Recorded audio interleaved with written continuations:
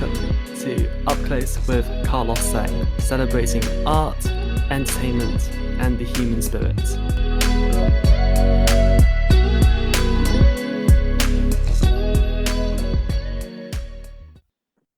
Welcome to another episode of Up Close with Carlos Sang. My next guest is a Western superstar with credits ranging from Chicago to Mamma Mia to Billy Elliot. She is currently starring in the wonderful production of Cabaret at the Kit Kat Club at the Playhouse Theatre. It's a huge delight to be able to introduce the wonderful Ann Triplett. Thank you so much for joining us. Thank you for having me. It's lovely to be here. Yeah, so when Cabaret first opened back in 2021 at the Kit Kat Club now at the Playhouse Theatre, I don't know if many people were expecting it to run as long as it has, but it really is a wonderful production. And why do you think that this production of Cabaret has, worked so well? Oh, goodness. I mean, to start with, it's a fantastically written piece. So there's sort of something for everyone in it. There's not only the amazing numbers and the incredible dancers, but there's, a storyline which is got more substance and deeper than any other subject matter, really. So there's always something to think about.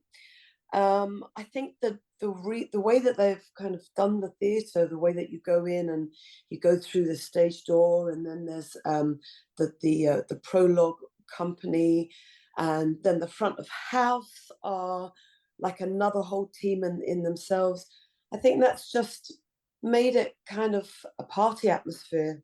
So you are getting people going that love the theatre and love cabaret and maybe want to see somebody that's in it at that moment, or you people know that it's like this kind of unusual setup where the front doors are closed, and when you arrive at the theatre, it looks like a club. So it's sort of appealing to lots of different people. Maybe that's why it's still there. Yeah, I mean the Playhouse, as you say, it has been completely transformed into, the Kit Kat Club. And I was wondering, for you, what is it like, performing in the round as well in this, more intimate theatre too?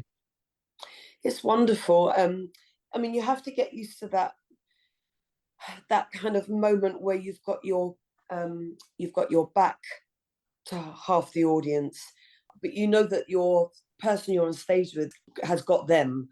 So you kind of have to trust that.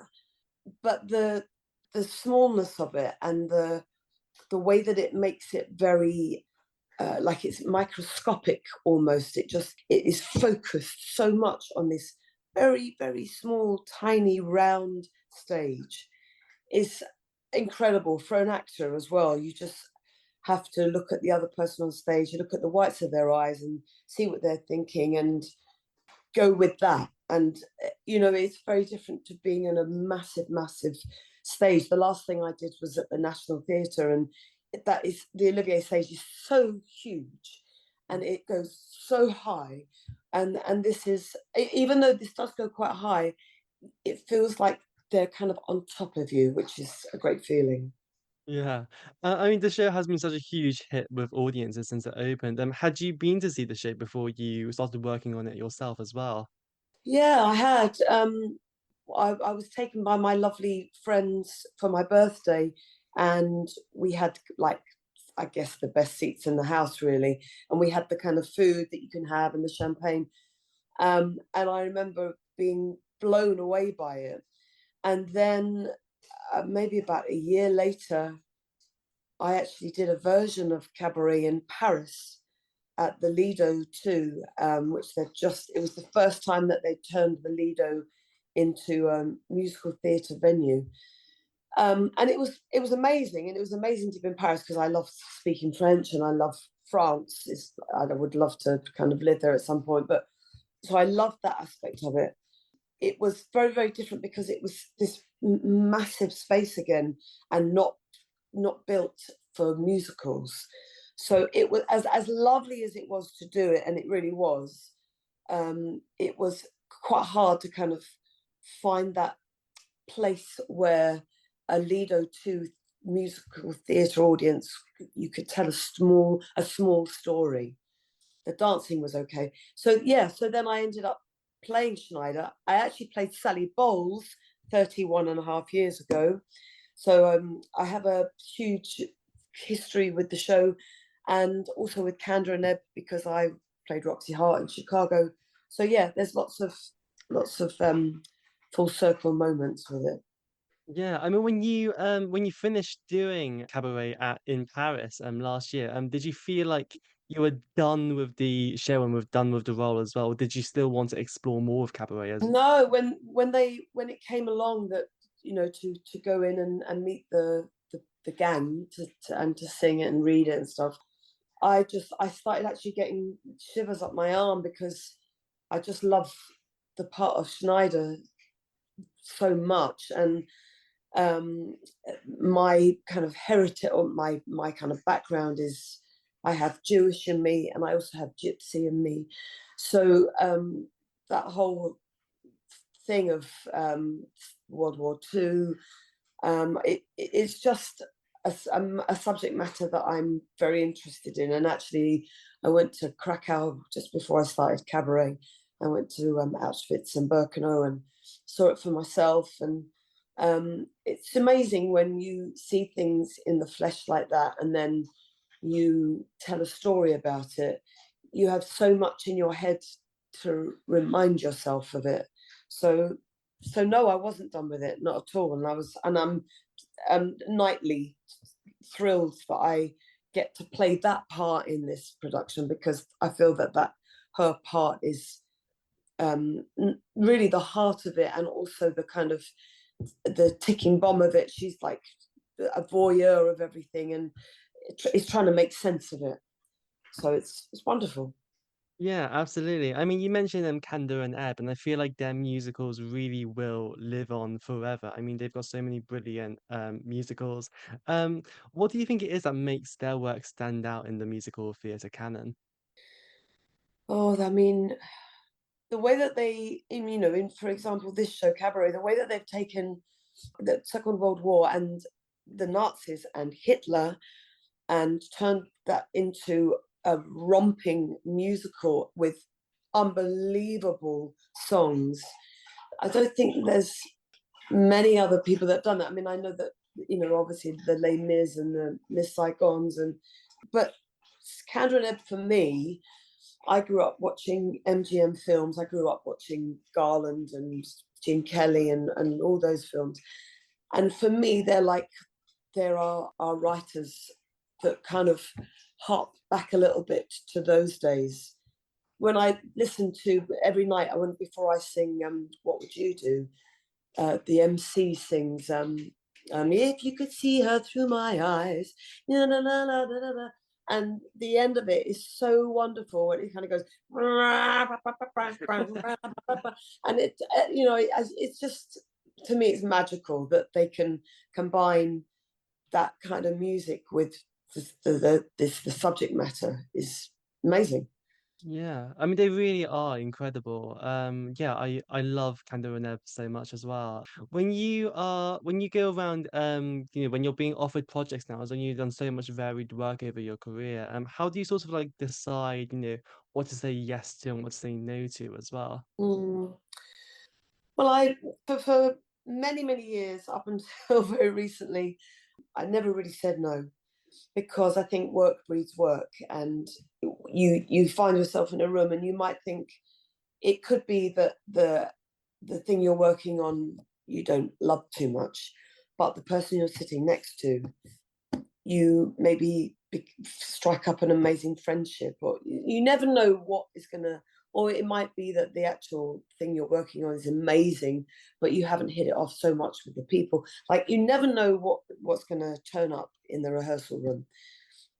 So I do say no now, but that's more to do with, like I just said no to something I workshop during the day, which would have been like a month long, and it's more that it's just too much work for me now. And my mum lives at home with me, and my kids are still at home, and I've got a dog, and I've got a husband. So it's I've juggled those things most of my career, and I'm kind of a bit bit tired of the juggling. It's nice to do a really lovely job and not to have too many other things going on at the same time. Yeah. I mean, last year you made a very celebrated return to the National Theatre in The Witches after your triumphant Anything Goes. What was it like, getting to go back to the National Theatre after all of these years to work on this brand new show? No, it was incredible. The National Theatre, there's nowhere like it. I'm a massive fan of the Thames. I would also love to live on the Thames, but there's something about the river and looking at St Paul's and the National being right on the river there, and that feeling and that buzz you get from people walking along every day, and it being near the festival hall, and etc. etc. Um, Not only that, but the National Theatre has everything. My character Gran, she needed a crossbow, and I said, well, I don't really know anything about a crossbow, and they said, oh, we're going to take you up to the armory. So up I trot to 4 or 5 floors up, and I go into the armory of the National Theatre, and it's incredible. It's unbelievable. There's every kind of weapon, sword, gun, crossbow, um, anything that you might need, and and they were kind of like figuring it out as well. They were like, I'm not really sure about a crossbow, so we were like figuring it out together. And I didn't need to fire it, so they could like kind of anyway. The National they have everything, and they have quiet rooms, and they have places where you can have some physio, and they've got a bar, and they've got the canteen, and there's 2 other shows going on at the same time.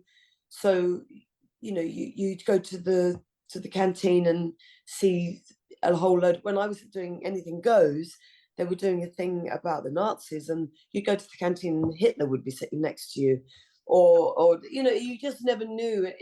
It feels very much like you're part of the business, you're part of the making of theatre. So going back and doing something new was amazing and a privilege.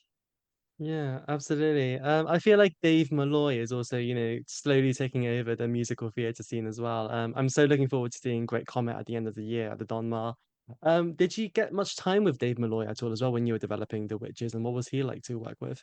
No, he's kind of a right arm, kind of sits in the corner by himself, and then when he's asked a question or when he's got an opinion, he says, guys, I think it should be like this, and he's always right. He did all the arrangements, um, and we did an album. It's not been released yet. I'm not sure when that's going to be released, but I've heard some of it, and it's incredible. I mean, it's, as you say, he is sort of slightly taking over. He just did a workshop of Black Swan as well in New York, and he's got very different ideas, and I just loved all of the stuff he did in The Witches, especially the stuff that Gran got to do, because it all, in fact, a story is that when I got the material through to learn to go in and audition for The Witches, it was just, I could sing it, but it felt a bit high. Not only did it feel a bit high for my voice, but it also felt a bit high for Gran, because she's an 85-year-old grandmother who's got a thumb missing and carries a crossbow, and I just thought she felt to me more grounded, so they took it down, and it was very, very low. It was actually lower than Schneider in some places, which is saying something. So an MD, or a writer rather, that has got the ability in their head to change things is always going to be a good one in my books. Yeah, absolutely. I was curious as well to know, how was it working with, so many different kids as well on The Witches? Did it feel particularly different each night, working with a different Luke and a different ensemble of kids too? Yeah, I mean, I had recently done Billy Elliot, and in Billy Elliot, they were mostly, on the whole, they were local hire, which to start off with was kind of like, oh my goodness, how are we ever going to get this going? They're just worried about what they've got in their packed lunchbox. But by the end, they had like these amazing, well-rounded, incredible characters. On the witches, it was a bit different. They were a bit more professional, and they had come from maybe stage school a bit more. But they were incredible children. You know, my three grandsons were amazing boys, and I still keep in contact. I'm not really allowed to keep in contact with them, but I keep in contact with their family. And you know, you think that a 12-year-old, 13, 14-year-old, you know, you'd be guiding them, but a lot of the time they guided me. A lot of the time they taught me, and I was very grateful for it. Yeah, it's Yeah, I mean, good. you mentioned Billy Elliot as well. I mean, that was, another wonderful production up in Leicester Curve. I loved coming up to see it. What was it like, being in Leicester as well, and playing to that regional audience as well, in this with this story in particular too. Well, it was, I mean, Leicester is not my most favourite place. Let's just say that. But saying that, I think the Billy Elliot audiences are some of the best audiences I've ever performed in front of. I don't know if it was the nature of our show. If you think you know Billy Elliot from the West End, think again, because I think what Nikolai Foster did with it was turned it on its head, and all we really were focused on. Yes, we were focused on the dancing and the singing, but it was really the heart of the story. That's what was the most important thing about Nikolai's vision of it. And the set was amazing. The lighting was unreal. The kids were incredible. The actors in it, I mean, the whole thing was just one of those moments that I look back on and think how lucky I was. I chased that job. I really, really chased it, because Billy Elliot had been a film that I'd watched with my son Max. And then when I was in labour with my daughter Grace, it was the film that I wanted on in the background. And then I went on to work with Julie Waters in Acorn Antiques. And I always loved what she did in the film.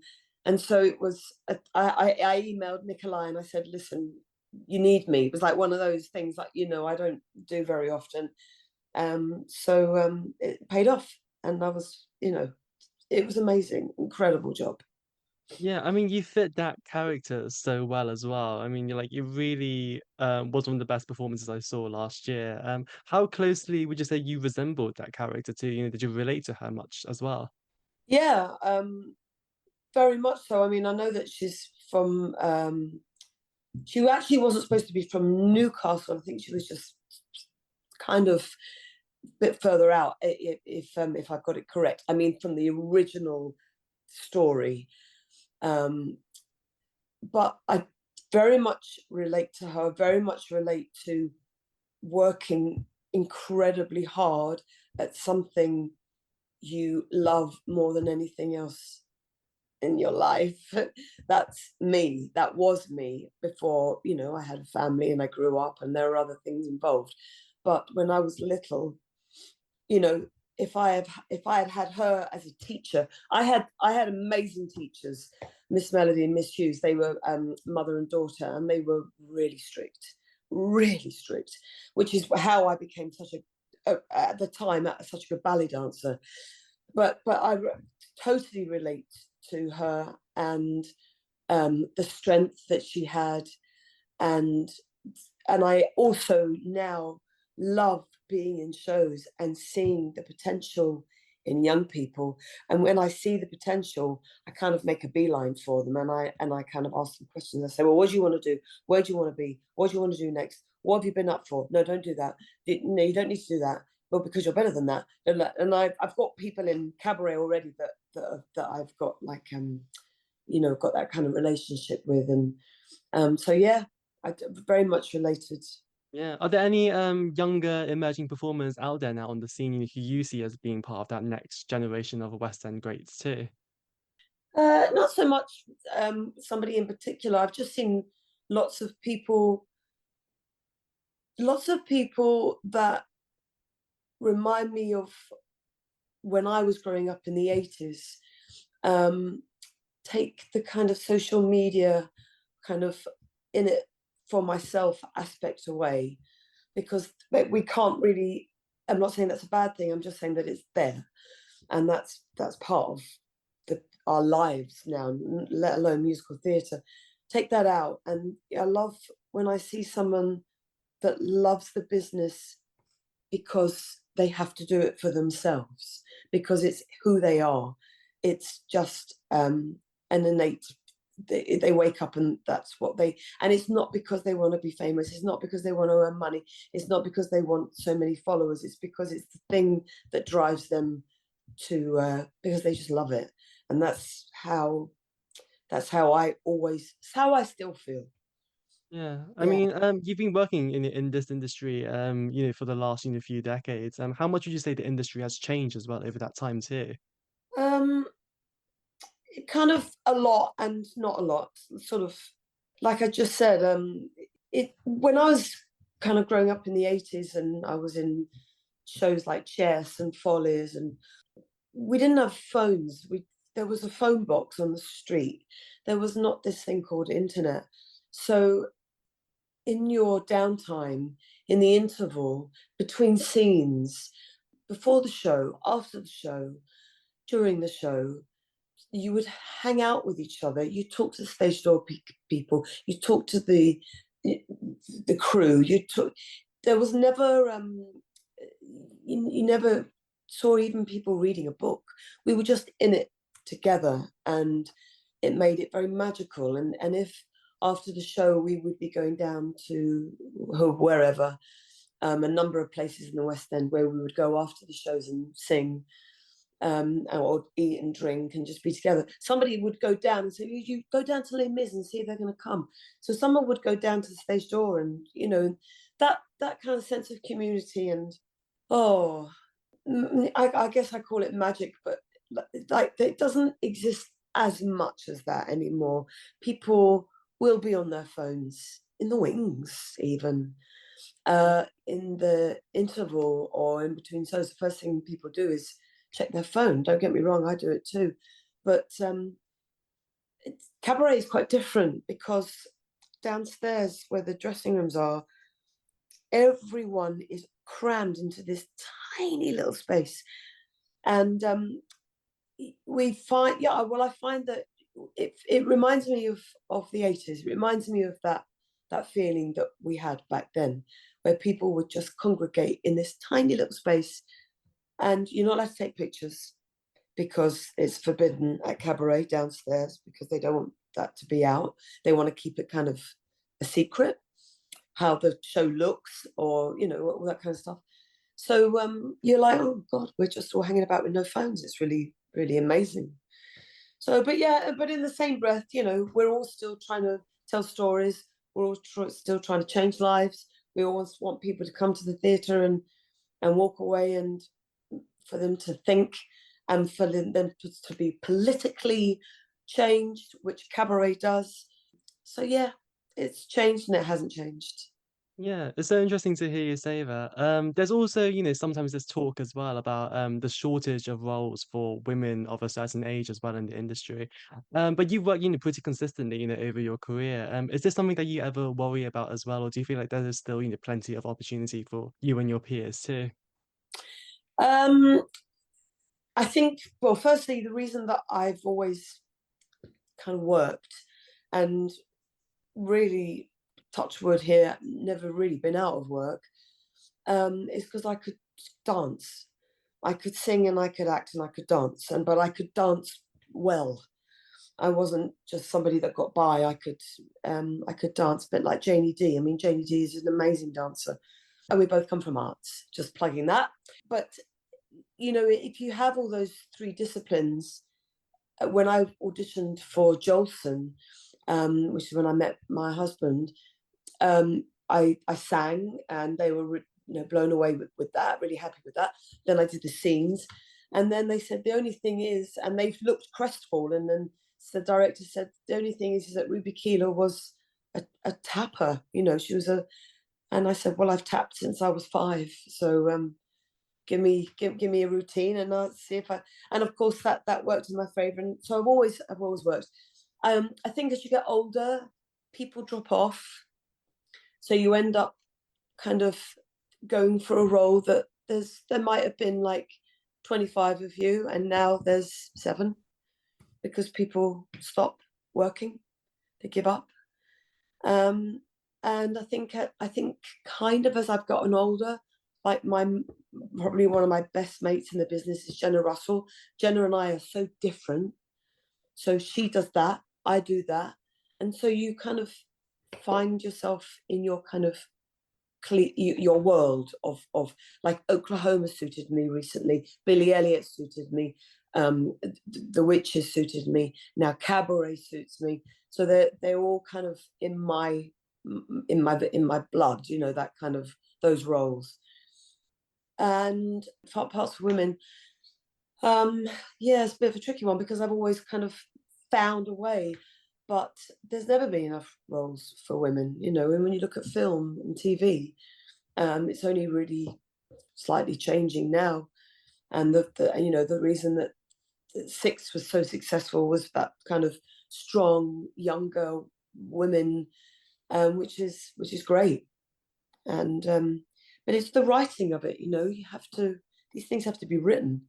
You can't just turn up and hope that there's going to be a role for women. I've got something in my mind that I'd love to bring to fruition, but it's so much easier said than done. These things take so long to get right. I mean, you can write something in a week, but to get it right and to tick all the boxes takes a lot of work. Yeah, absolutely. I did want to touch on Gypsy in concert as well, because that was, just an incredible evening watching, 7 incredible roses, watching you and Tracy Bennett, Sam Spiro, of course, as well. What was it like, getting to put on that concert and, to share this gigantic role with, 6 other phenomenal leading ladies? Oh my goodness, it's one of the best things I've done in recent years. And when I was like one of, I think they had 2 gypsies set up, and I was one of the first 2 that they had kind of in mind. And I said, can I pick a bit? Can I pick a song? So the director said, yeah, go on then. Tell me what you think. And I said, well, it's either the beginning or it's the end. And he said, well, the end's taken. And I thought, okay, so Tracy Bennett's got the end, okay. And then he said, but can you read this? And I would just want you to look at this, because this is what I would like you to do. And he sent me the beginning of Act 2, which goes into wherever you go, whatever you do. And as I've gotten older, it's the acting that's become much more important to me, and the storytelling and the character. And the scene was so good, and it's the scene where she says, "My daughter can do it." She's, and then they're like, "Well, how do you know she can do it? Ever since she's been here long enough to see that there's nothing to it, And then she said, "Now look in the mirror. You can do this. You can do this. You can do this." And it's giving me a chill thinking about it. It's just such a brilliant scene. And Laura Pitt Polford, I did Gypsy with her, and I did some workshops with her before, and she's a really good friend of mine. And I loved it so much. I mean, I would love to take on the whole thing. God knows how you do that part night after night. But I think I've probably got another 5 years left. So yeah, we'll see. I loved it. I loved that evening. Yeah. So good. Yeah, I would love to see you tackle the whole show. I mean, it was a brilliant, brilliant evening. Did it feel particularly more challenging, given that it was a one night only concert rather than like a full run of something too? No, I mean, normally those things are really, really nerve wracking. I've had to kind of slap myself around the face before I've gone on stage. I did a thing for Sondheim, and Cameron was there, and Angela was there, and Judi Dench sang before me. And then she came off stage and she went, "Oh my God, thank God that's over. Your turn." You know, she was probably, she was as nervous, maybe more nervous than me. They're nerve-wracking, these one-off things.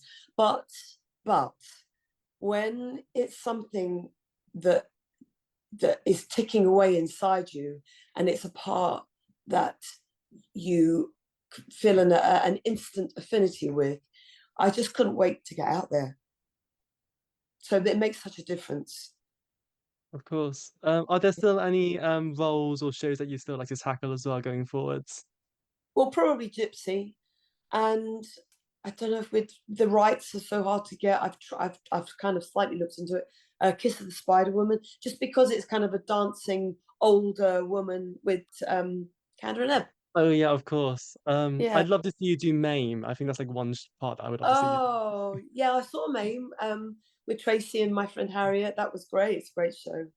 Yeah, it's fantastic. Yeah, it's been so lovely talking to you. Just as a last Oh, question, what do you most want to be remembered for? being nice and funny. I think being nice is just the best, the best thing of all. Like, I mean, if people think I'm good at what I do, honestly, that's great. At the end of the day, I'm my worst critic. So if I think I'm great, then I've ticked all the boxes. But if people think I'm nice to work with and to be in a room with, I think that's better than anything. Sally Ann Triplett, thank you so much for joining us today. Thanks for having me so much. Lovely to talk to you.